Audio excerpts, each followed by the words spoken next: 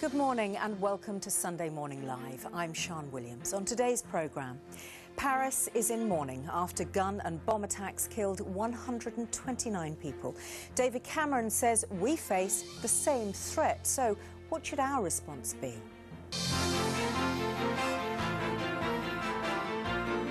Let's meet our guest this week. Osama Hassan is from the anti-extremism think tank Quilliam Foundation. Peter Hitchens is a columnist at the Mail on Sunday.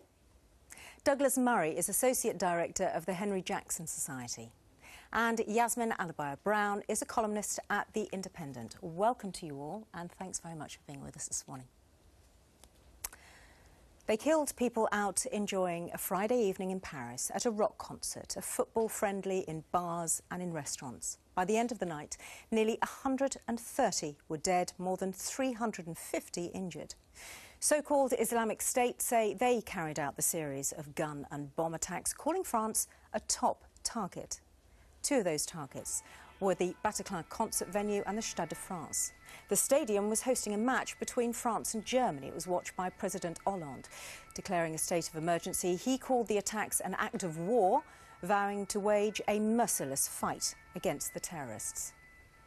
Here, David Cameron offered British help and summoned his cabinet for an emergency meeting. There's another emergency meeting today. You're now going to see extra police at ports and at public events in the coming days. Authorities have called for more vigilance from the British public too. And while security is paramount, is there anything else that can be done? Our question this morning: how should Britain react to the attacks in Paris? Well as our panellists, also joining us from our newsroom this morning in Birmingham is Dr. Chris Allen, who's a lecturer in social policy at the University of Birmingham and author of a book called Islamophobia. Good morning to you, sir. Thanks very much for joining us. Good morning. Be with you in just a sec, but I want to start with Peter first. I heard the Home Secretary Theresa May on the Andrew Marr show talking about this public vigilance, this increased security. Is that going to be enough, do you think? I think there's a great tendency on these occasions for anyone in government and in the civil service and the security services to act on the maxim, never let a good crisis go to waste. There are people who want more surveillance. There are people who want to limit our liberties even more. They'll use this as a pretext. Frankly, this seems to me to be unthinking. We need to react with calm and with caution and with a great deal of thought to these things, not immediately to say, let's have more of the security, which has failed. France, I think, is probably a more secure country in most terms than we are. It has a stronger state, it has more surveillance. This hasn't protected Paris from what's happened. The idea that it will, the idea that these attempts can ever be wholly prevented, seems to me to be mistaken. So let's think very carefully what we do before we rush into yet another raft of measures which will make us more miserable, will do to some extent the terrorists' work by changing our societies into less tolerant, less free places, and won't actually do any good. It's hard, isn't it, Yasmin, though, to have this feeling of calm when there is panic, there is a lot of fear, both in Paris, of course, in France, but also in Britain as well. And the pressure on politicians to do something and to be seen to be doing something is quite intense at the moment. Yes, and I do admire the stance Peter is taking. But I really am myself who've kind of hung on to this idea of our liberties and suspicion of the state, which I still feel very deeply, just as deeply as Peter Hitchens. I really think that we're in a different order with ISIS. I mean, on Thursday, something like 50 people were blown up in the Lebanon, and hundreds were injured. There isn't a day goes by now where they're not hyperactive here, there, or everywhere. And it's been going on since 1981. So they're uncontrollable? But certainly this, if it is an organisation, this lot, this connection, if you like, seems very much more able to do stuff. And so I reluctantly have come to the conclusion this weekend that, yes, up to a point, I'm prepared to put up with increased, I can never say this word, surveillance. Knowing full well what Peter said, that the powerful will grab as much power as they can. OK. Douglas, do we have to give up a bit of our liberty in order to increase our protection? No, I don't think so. And I pretty much agree with everything that's just been said by Peter and a lot of what's just been said by Yasmin. I think that you have to be very careful after these events. You don't leap around, as you say, become hyperactive about it.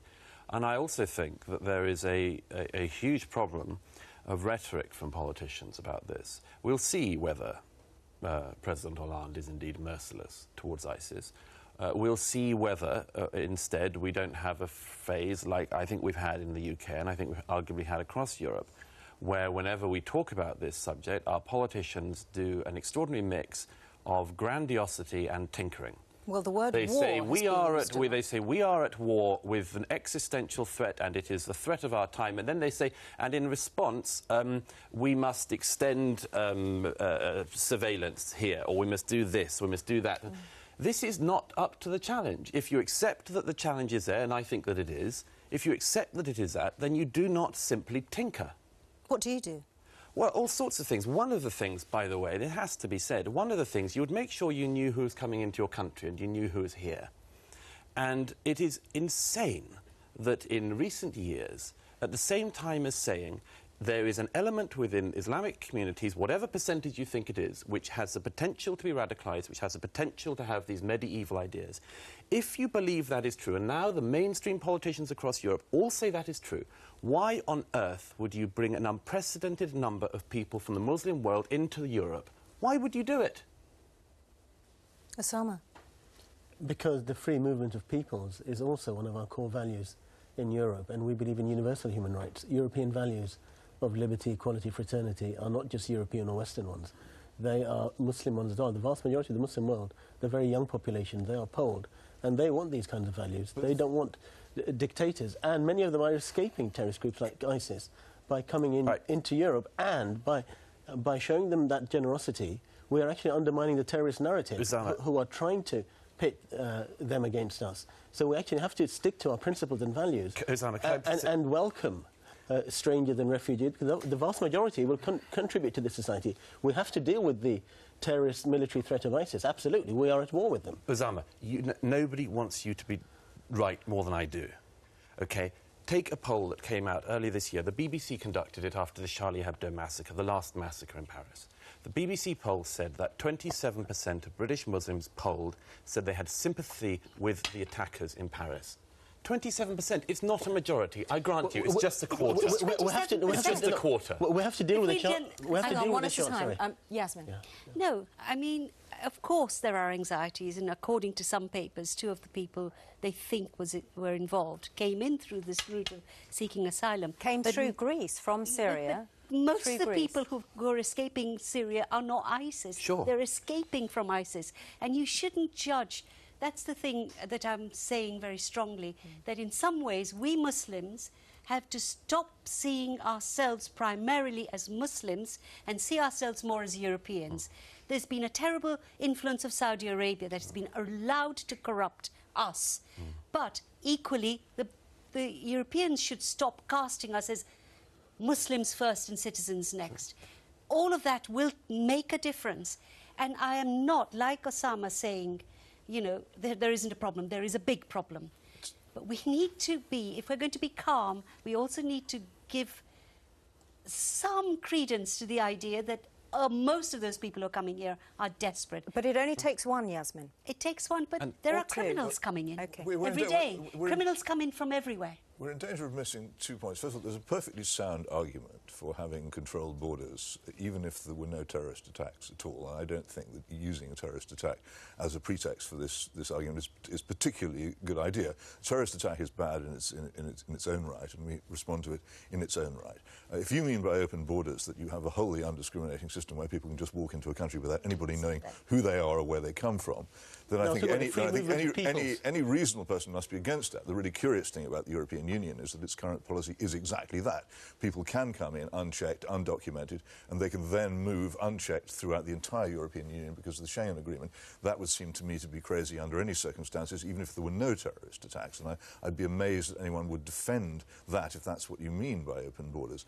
But there is a much more serious point about this, is that what actually is IS? What is the nature of its threat to us? And how, if it is such a threat to us, are we going to combat it? And I think a lot of the solutions to this lie not in domestic but in foreign policy. We've been most reluctant, for instance, to ally properly with the Kurds, who've been the most effective fighters against ISIS on the ground. We've been most unwilling to ally with Iran, and we've been extremely critical of Russia, which has also been rather more effective in holding up the Syrian regime, which is one of ISIS's principal opponents, than we have. We might reconsider some of these things if we're serious about opposing and defeating ISIS as a major force. OK. I want to bring in Dr. Chris Allen from our newsroom in Birmingham. Thank you very much for joining us, Dr. Allen. But is there an answer to this? Does it lie in a change in foreign policy? Does it lie in perhaps getting rid of the Schengen Agreement, the Open Borders Agreement, and having a more rigorous approach towards people who are coming into Europe? What's your answer? Well, from listening to the discussion so far, I think what's really interesting for me is the way in which we've started with one thing and kind of got to something completely different. And, you know, if you look at the language that's been used, we're talking about Muslims as a blanket community around the world. So we've been talking about Muslims in Syria and Iraq in the same way we're talking about Muslims in Britain. We're talking about immigration, which is not necessarily a Muslim issue. You know, this is an issue which is quite different and distinct. But now suddenly we're talking about immigration as though it's actually problematic because of Muslims coming to this country. And I think one of the things that we really need to do here is to kind of like, you know, begin to differentiate between a lot of these different debates and discussions that are taking place. And if we're talking about this issue around sort of what's happening in Paris and what should we do, I think the message is actually one of calm. You know, if we look in after 7/7 and Lee Rigby and all these things, these were actually on British soil. You know, so these are things which impact, you know, Britain directly. And, you know, what we have now is something which has taken place in Paris, which is, you know, which is horrific. But is it actually going to affect us in Britain at the moment? You know, and we're talking as though now there's going to be an attack here imminently, you know, and I think that this is just very, very worrying. I think that what we need to do is we need to have a little bit of nuance, we need to have a little bit of calm, and I think actually one of the ways forward is to actually look at this as an intelligence issue, you know, and actually talk about sort of, you know, these other issues in a much more kind of balanced and nuanced way. Douglas, is it an intelligence issue? I mean, obviously not solely an intelligence issue, but did intelligence let everybody down in Paris? Well, first, I don't think anyone or anything's been said so far in this study lacks nuance. I think rather patronising dismissal of the idea that it does is in another attempt, which always happens after events like this, to change the point or to limit the discussion. Actually, this is, as I say, a very, very large issue. It's a societal issue. It's a cultural issue. What happened in Paris the other night, it wasn't the first time it's happened. It goes on and on and on.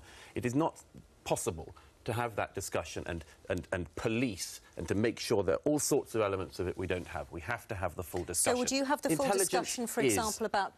Before you... Just to pick up on that point, would you have a full discussion about airstrike, not just airstrikes in Syria, because, of course, that was voted down a couple of years ago in the House of Commons. Well, no. It hasn't come back here. But other things, is it boots on the ground? Is it absolutely trying to get rid of ISIS once and for all in Syria? I said a long time ago, it's a perfectly legitimate objective, once ISIS carried out an attack on another country, for that country to use every bit of military force it has to destroy that group. What was proposed 2 years ago was not that. What was proposed 2 years ago were punitive strikes against the Assad regime. You may agree with that or not. I actually disagreed with punitive strikes against the Assad regime because I thought it would topple the Assad regime and meant that we would own Syria when we didn't want to own Syria. But strikes against ISIS obviously are legitimate. As for quickly the surveillance issue, you can have all of the surveillance in the world and things like this can still happen. You will never be secure enough that a barbarian will not get hold of a Kalashnikov somewhere and go and massacre people for the crime of going to a restaurant. You will never have enough surveillance. And we should not blame security services, either here or in Paris, for not being able to prevent that happening at any time, all the time. All right, Osama, can I just hear from Osama, because I haven't heard from him for a while. Is it about, then, taking a different approach, as far as we're concerned, in foreign policy towards Syria, going in there, and going in there a lot harder than anyone has done? No, I think we should call a spade a spade. In Syria, you have a brutal regime of Assad, which has killed over 200,000 people. And we have a brutal group like ISIS, murdering thousands of people also, mainly Muslims. We need a political solution to Syria, to end the war. But what is that political solution? Well, there are talks going on in Vienna. There are so many powers. The reason we haven't allied with the Kurds as much is because Turkey is an ally and opposed to the Turkish group, for example. And, of course, there are obvious problems with Iran and Russia supporting Assad. But coming back to an earlier point, we do need that debate to continue. You mentioned Charlie Hebdo correctly. A lot of Muslims falsely thought that these were blasphemous cartoons depicting the Prophet. within a year, I think opinion has moved on amongst British and European Muslim communities. Because, for example, Charlie Hebdo also published a cartoon about Aylan Kurdi, the boy who was drowned, a cartoon about the Russian plane that was brought down by a bomb, which many Russians were offended by. And so people are beginning to understand that, many people get offended by the unique satirical nature of Charlie Hebdo. We have to continue that discussion so that people don't sympathise with these kinds of murderers anymore. Yeah. And we're moving in the right direction in Britain and Europe. We have to continue that. So have open, honest conversations. Yes, citizenship. So I really do want to give some credit to the security services here. I know for a fact, and the police too, that some terrible disasters have been prevented. They don't talk about them. They can't talk about them sometimes. The downside of that is too often blameless Muslims are held without charge and so on, and that needs to change. I think we have to maintain those rights.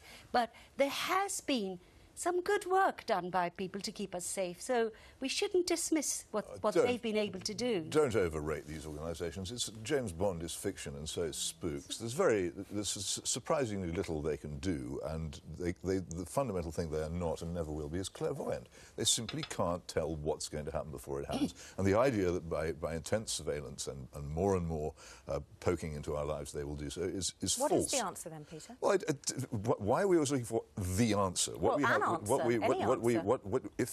If there had been a plane crash, we would get hold of the flight recorders and we would look to see what had happened in detail, and we would in detail work to ensure it didn't happen again. The same should be done here. What is actually going on? What should we actually be preventing? What should we actually be fighting? What should our foreign policy be? Particularly what our foreign policy would be. Beginning from September the 11th, 2001, we've had a stupid foreign policy towards this part of the world which has caused far more trouble than it's solved. To continue to believe that tanks, bombs, airstrikes and boots on the ground will solve this problem when it's failed over all this length of time seems to me to be incredibly stupid. Thank you for that. You've been sending us a lot of texts and tweets this morning. Tommy? Yes, thank you, Sian. Yes, clearly a very emotive subject, and thank you for all the messages. Here are just some of them. Ian on Facebook says, Britain should stay out of other countries' business. It's simple. Always wanted to poke our noses in. It's causing more hate and more problems.